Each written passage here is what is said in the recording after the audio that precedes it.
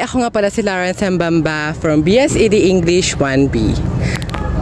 Bawat tao ay may kanya-kanyang filosofiya o pananaw na nagsisilbing gabay sa desisyon at kilos araw-araw. So sa gawaing ito, aalamin natin kung ano ang inyong filosofiya at kung paano nyo ito na isasabuhay sa pang-araw-araw na karanasan. A few moments later. Ang filosofiya ko sa buhay ay greet the world with open arms. Ano ang sayo?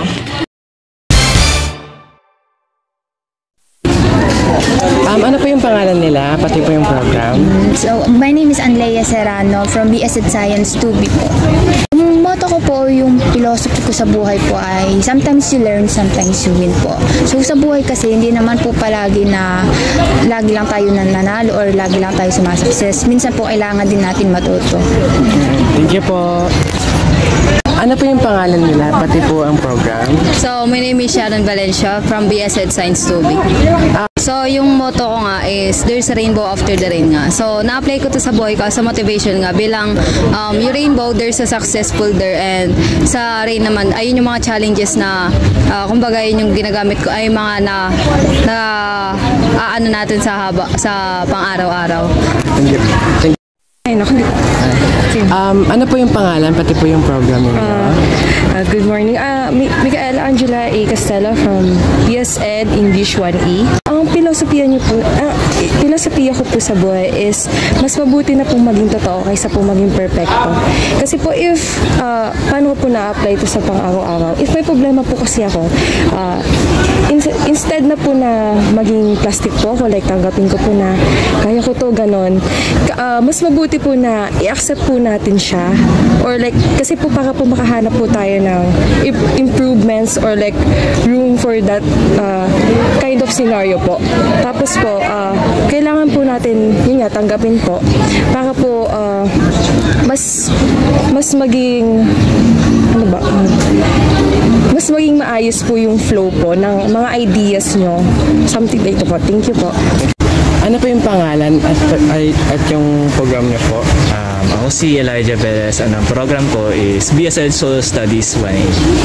Ang filosofiya ko sa buhay is pagkakaroon ng pananampalataya sa Panginoon, which is dun yung base ng buhay ko na kung saan sumusunod ako sa salita na sa pamamagitan ng aming mahal na pastor at sa kanyang pinipreach na salita ng Diyos, kung saan dito yung pangkabuhayan ko na ina-apply ko siya by staying on faith and also having the principles that I hold, and I stand by the grace of God. Thank you po. Ay, ano po yung pangalan at program niyo po? I am Norabel Avalos from BSED Mathematics 2. Ang philosophy ko sa buhay ay time is gold. Na-apply ko to, tinitreasure ko yung oras na meron ako kasi alam ko naman sa sarili ko na time is short, kaya dapat gawin ko yung best ko para in the end, wala ko regrets. Ano po yung pangalan, pati po yung program ninyo? So, hi, I am Neris Bundang and I am from BSED Mathematics 2. Okay, yung philosophy ako sa buhay is the only way to do a great work is to love what you do. Paano ko ba siya na-apply sa pang-araw-araw kong pamuhay? Simple lang siya, diba? As a future educator or as a eduk student, na-apply ko siya by, sa pagmamahal ko sa mga ginagawa ko. For example, kapag may mga projects or may mga reportings, tapos required na may mga instructional materials, kaya mas ina-enjoy ko or para mas inaano ko yung ginagawa ko para satisfying para sa akin yung mga bagay na kakalabasan ng ginawa ko ngayon. So, yun lang. Thank you po. Yung pangalan at program niyo po? My name is J. Brian Emery Alubin and I'm from BSNED 1A. Ang motto ko po sa buhay ay life is short at ina-apply ko to sa pang-araw-araw na ginagawa ko yung mga bagay na gusto kong gawin at hindi ko sinasayang sa mga walang kwentang bagay. Yun lang po. Ano po yung pangalan at program niyo po? My name is Elaine Faro na nanggaling po sa BEd 2C. My philosophy in life is I will forgive but I will not forget. Actually kasi hindi ko siya nagagamit sa everyday life ko eh. Nagagamit ko siya sa may mga nangyayari ka sa buhay natin na hindi natin ina-expect na kailangan nating magpatawad pero hindi natin kailangan pilitin sarili natin nakalimutan yun. Ayun lang po. Thank you. Ano po yung pangalan at kurso po nila? Ako si Lancel C. Hermahana from BEd 2C. Yung philosophy ko is galing siya sa Bible, which is the Proverbs 3 verses 5 to 6. Ito yung trust in the Lord with all your heart and lean not on your own understanding. In all your ways, submit to Him and He will make your path straight. Itong Bible verse na to, ito yung nagiging gaway ko sa buhay, lalo sa mga panahon na nahihirapan ako. Ito yung nagpapaalala sa akin na nandiyan lagi yung Panginoon para gabayan ako at bigyan ako ng lakas dun sa problema na kinakarap ko o sa kahit anumang naranasan ko sa buhay. At dahil dito, yun, kita mo, second year na ako, kaya dahil sa kanya, napagtagumpayan ko lahat ng mga problema na napagdaanan ko. Ano po yung pangalan, pati po yung program? Hello, my name is Jamika Dihulipas from BESED 2. One of my philosophy is it always seems impossible until it's done. I believe na yung mga bagay is posible, lalo na higit bilang isang Christian, sabi nga, pag lumapit tayo sa Panginoon, nothing is impossible. Na yung mga bagay na gusto nating i-attain is wag maging negative way na hindi natin kayanin or maging mahina yung loob natin para i-attain siya. Kundi lakasan natin yung loob natin, do our work with passion, hard work, perseverance, and love.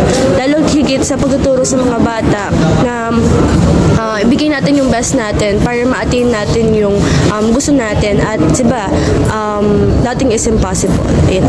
Ano po yung name at program niyo po?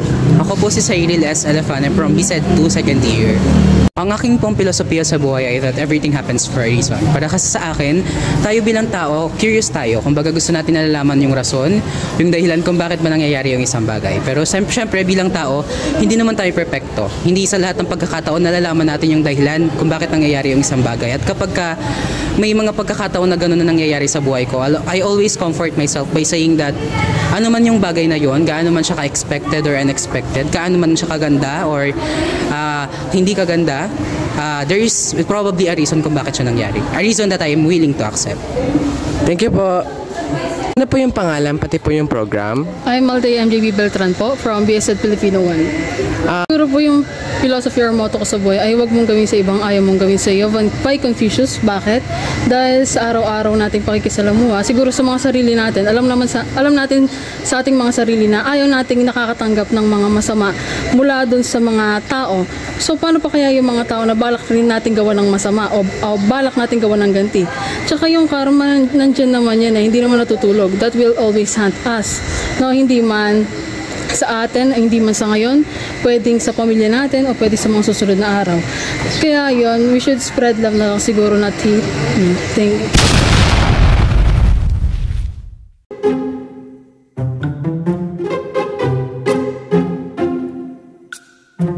Hi! Magandang araw uli. Ako ay nagbabalik upang ihatid sa inyo ang aking saloobin at natutunan habang binubuo ang proyektong ito.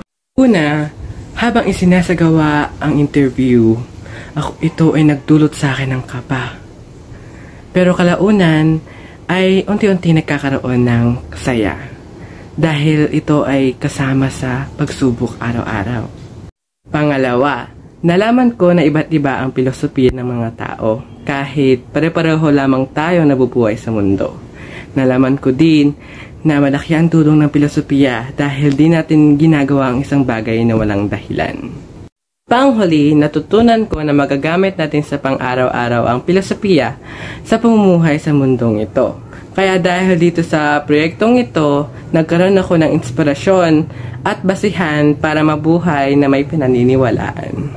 At ngayon, masasabi ko na malaki talaga ang natulong ng filosofiya sa akin dahil sa ginawa kong proyekto, nalaman ko ang mga bagay na pwedeng makatulong sa akin. Kaya panatiliin nating isabuhay ang mga filosofiya sa mabuting pamamaraan. At muli, ako nga pala si Lawrence Mbamba from BSED English 1B mula sa Bataan Peninsula State University, Dinalupihan Campus. Hanggang sa muli, bye-bye!